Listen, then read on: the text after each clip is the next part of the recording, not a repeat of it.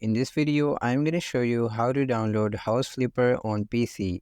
So in order to download this game, first of all, you must have Steam installed into your device.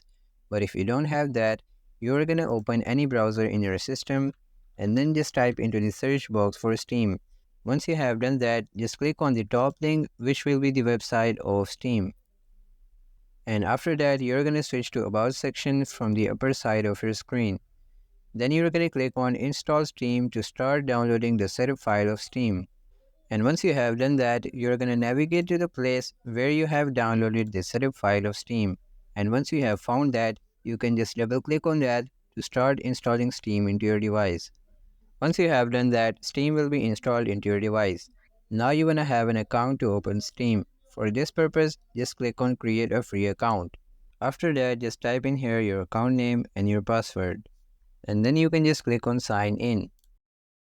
Then you will be logged into your Steam account. And if you see at the upper right hand of the screen, you will be able to see here their search box. Just click on that and then type in here the name of your game, which is House Flipper.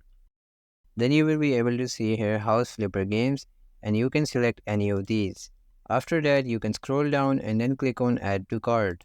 Then if you wish to buy this game for yourself, you can just click on Purchase for myself. After that, you can just select here your payment method, and after entering your payment information, you can just click on Continue. And once you click on Continue, this game will be purchased and added to your library section. To go into your library section, you're going to click on Library from the upper left side of your screen. And after that, you will be able to see here your game on the left side of your screen. And once you have found that, you can just click on that and then click on Install. Once you have checked the location where you are installing your game, you can just click on Install again. And then you will be able to see here a play button instead of this install button.